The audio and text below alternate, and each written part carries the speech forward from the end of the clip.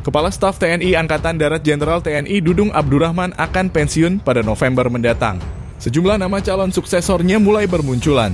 Kita tahu bersama, bursa calon kasat itu adalah area kompetisi perwira bintang 3. Namun siapapun pengganti Jenderal Dudung nantinya, tentu memiliki peluang yang sama dengan Kasal dan Kasau saat ini untuk menjadi Panglima TNI. Berhubung Panglima TNI Yudo Margono akan pensiun Desember 2023 nanti. Namun dari sejumlah perwira bintang 3 di tubuh TNI Angkatan Darat, ada 3 nama yang digadang-gadang sangat berpeluang besar untuk menjabat sebagai Kepala Staf TNI Angkatan Darat. Faktor kedekatan dan kecocokan dengan Presiden bisa jadi bakal sangat menentukan. Nama calon kasat yang berpeluang besar menggantikan Kasat Jenderal TNI Dudung Abdurrahman adalah Wakil Kasat Letjen TNI Agus Subianto, Kepala BNPB Letjen TNI Suharyanto, dan Pangkostrat Letjen TNI Maruli Simanjuntak. Lantas bagaimana profil dan rekam jejak perjalanan karir ketiga perwira tinggi Jenderal Bintang 3 tersebut? Simak ulasan video berikut ini. Namun sebelum lanjut, pastikan sahabat NDK Channel tetap support kami dengan like and subscribe. 1. Letnan Jenderal TNI Agus Subianto. Letnan Jenderal TNI Agus Subianto menjabat sebagai Wakil Kepala Staf TNI Angkatan Darat sejak 4 Februari 2022. Abituran Akademi Militer 1991 tersebut mendampingi KSAD Jenderal Dudung Abdurrahman memimpin prajurit TNI AD. Bapak Agus Subianto mendapatkan amanah sebagai Wakasat berdasarkan keputusan Panglima Tentara Nasional Indonesia nomor Kap/66/2022 tertanggal 21 Januari 2022 tentang pemberhentian dan pengangkatan dalam jabatan di lingkungan TNI. Beliau merupakan putra kelahiran Pangandaran, Jawa Barat 5 Agustus 1967. Beliau mengawali karier militernya sebagai Kasiops Sektor A di Timur Timur, kemudian menjadi Danyon 22 Grup 2 Kopassus hingga menjadi Kepala Penerangan Kopassus. Ia kemudian mendapat promosi menjadi Dandim 0735 Surakarta tahun 2009 hingga 2011. Waasops Diviv 1 Kostrad, Asops Diviv 1 Kostrad, Asops Kasdam 1 BB, dan Rimdam 2 Kodam 2 Sriwijaya. Kemudian beliau mendapat amanah menjabat sebagai Danrem 132 Tadulako tahun 2017-2018. Wadan Pusenif, hingga Danrem 061 Surya Kencana. Karirnya terus menanjak hingga dipercaya menjabat sebagai perisai hidup Presiden Jokowi, yaitu dan Pas Pampres 2020-2021. Kemudian dipromosi menjabat Pangdam 3 Siliwangi dari 2020 hingga 2022. Terakhir, Bapak Agus diangkat menjadi Wakil Kepala Staf Angkatan Darat hingga saat ini. Letjen TNI Agus Subianto pernah mengikuti Novelty Shot Exhibition. Ia keluar sebagai juara pada Novelty Shot Exhibition pada lomba khusus yang digelar pada pembukaan AARM ke-30 tahun 2022 di National Military Training Center, Hanoi, Vietnam. Selain pengalaman tempur, Bapak Agus Subianto juga kerap bertugas dalam kegiatan kemanusiaan. Mantan Danrem 061 Surya Kencana ini terjun langsung ikut menangani bencana alam di sejumlah daerah. Antara lain bencana alam di Bantul, Solo, Gunung Merapi, Gunung Siosar Medan, tsunami Palu, dan longsor di Bogor. Selama menjalankan tugas, Bapak Agus pernah mendapat sejumlah penghargaan. Antara lain sewaktu berpangkat Letda bertugas di Timur Timur pada 1995.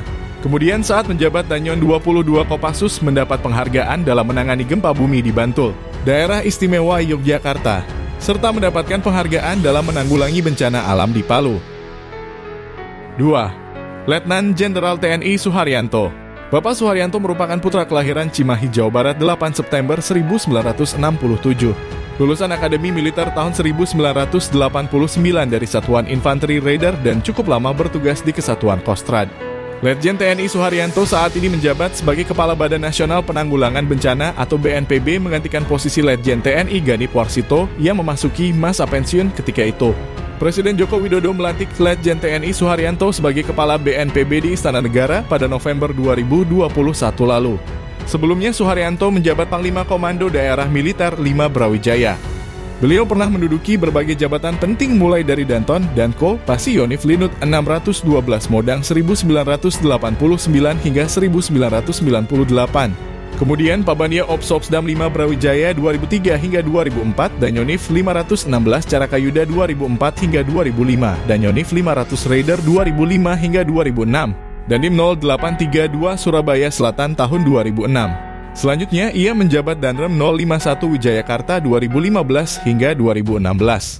Saat berpangkat Brigadir Jenderal, Suharyanto mengemban amanah sebagai Karo Kepegawaian Setama Bin 2016 hingga 2017. Direktur Kontra Separatisme Deputi 3 BIN 2017 hingga 2018 dan Kasdam Jaya 2018 hingga 2019. Kemudian saat menyandang bintang 2 atau Mayor Jenderal Suharyanto menjabat Sesmilpres Kemensetnek RI 2019 hingga 2020 dan Pangdam 5 Brawijaya 2020 hingga 2021. Hingga dipercaya menjabat Kepala Badan Nasional Penanggulangan Bencana, sekaligus beliau dapat bintang 3. Dalam sebuah pemaparannya di IPDN Kampus Jatinangor, Suharyanto memberikan motivasi kepada praja bahwa kesuksesan karier ditentukan oleh konsistensi dalam berbuat baik dan kerja keras dalam menjalankan tugas. Suharyanto juga merupakan aktor penting dalam penanganan dan pasca COVID-19 di tanah air, maupun dalam hal kebencanaan. Ia pernah menekankan bahwa BNPB harus hadir saat terjadinya bencana, tanggap darurat sehingga masyarakat yang terdapat bencana dapat dipastikan tidak terlalu lama menanggung akibat dampak bencana. Ia juga berperan aktif dalam mengawal vaksinasi presisi door-to-door. Selain itu, Suharyanto memastikan kesiapan Bintara Pembina Desa atau Babinsa dalam memimpin pelacakan penularan COVID-19. 3. Letnan Jenderal TNI Maruli Simanjuntak. Letnan Jenderal TNI Maruli Simanjuntak merupakan prajurit berdarah Batak Toba kelahiran Bandung, Jawa Barat, 27 Februari 1970. Beliau merupakan alumni Akademi Militer 1992 yang berpengalaman di Infanteri Komando, Pasukan Khusus, dan Detasemen Tempur Cakra. Menantu Menteri Koordinator Bidang Kemaritiman dan Investasi Luhut Binsar Panjaitan kini menjabat Panglima Komando Cadangan Strategis Angkatan Darat atau Pangkostrat, yang beliau emban sejak 31 Januari 2022 yang lalu. Letjen TNI Maruli Simanjuntak sebenarnya tidak terlalu asing lagi. Pasalnya dia memiliki segudang prestasi dan pernah menduduki sejumlah jabatan strategis. Salah satunya adalah menjadi Komandan Pasukan Pengamanan Presiden atau Danpas-Pampres. Dialah orang yang paling bertanggung jawab untuk memastikan keamanan dari orang nomor 1 Indonesia, Presiden Joko Widodo selama 2 tahun periode 2018 hingga 2020. Maruli juga sebelumnya sudah pernah berada di lingkaran Pas-Pampres. Pada periode pertama kepemimpinan Presiden Jokowi, Maruli didapuk menjadi Komandan Grup A Pas-Pampres. Jabatan ini diembannya dari tahun 2014 hingga 2016. Maruli sempat keluar dari lingkaran Pas-Pampres kurang lebih setahun karena mengemban tugas sebagai Komandan Korem 074 Warasratama tahun 2016 hingga 2017. Lalu beliau kembali lagi ke istana dengan jabatan barunya sebagai Wakil Komandan Pasukan Pengamanan Presiden atau Wadan Pas-Pampres pada periode 2017 hingga 2018. Karirnya terus naik karena tahun 2018 Maruli ditugaskan sebagai Kepala Staf Komando Daerah Militer 4 di Ponorogo. Tak lama berselang, Maruli pun diangkat menjadi Danpas-Pampres selama 2 tahun dari tahun 2018 hingga 2020. Karirnya terus menanjak hingga akhirnya ditunjuk menjadi Pangkostrat mulai 21 Januari 2022. Jabatan Pangkostrat ini kosong selama kurang lebih 2 bulan sejak Jenderal TNI Dudung Abdurrahman diangkat menjadi Kepala Staf Angkatan Darat pada 17 November 2021 lalu. Sebelum menjadi Pangkostrat, Maruli juga menduduki jabatan strategis yakni Panglima Komando Daerah Militer atau Pangdam 9 Udayana. Jabatan ini diembannya pada periode 2020 hingga 2022 setelah menjabat Danpas-Pampres. Tahun 2002, beliau menjadi Komandan Detasemen Tempur Cakra. Lalu Maruli menjadi Perwira Bantuan Madya Operasi Kopassus pada periode 2005 hingga 2008. Karirnya terus naik menjadi Komandan Batalion atau Danyon 21 Grup 2 Sandi Yuda periode 2008-2009. Komandan Sekolah Komando Pusdikpasus periode 2009-2010. Wakil Komandan Grup 1 Para Komando periode 2010-2013. Komandan Grup 2 Sandi Yuda periode 2013-2014 serta Asisten Operasi Danjen Kopassus pada tahun 2014. Tak hanya itu, Pangkostrat Letnan Jenderal TNI Maruli Simanjuntak punya julukan Bapak Air. Itu berkat program Manunggal Air yang dicetuskannya untuk menghadirkan air bersih di wilayah Indonesia yang mengalami kesulitan air bersih. Itulah profil singkat dan perjalanan karir 3 Jenderal Bintang 3 yang berpeluang besar menjabat sebagai Kepala Staf TNI Angkatan Darat. Bagaimana menurut sahabat NDK Channel, siapakah yang lebih layak menggantikan Jenderal TNI Dudung Abdurrahman? Silahkan tinggalkan jejak Anda di kolom komentar. Sampai jumpa di video selanjutnya.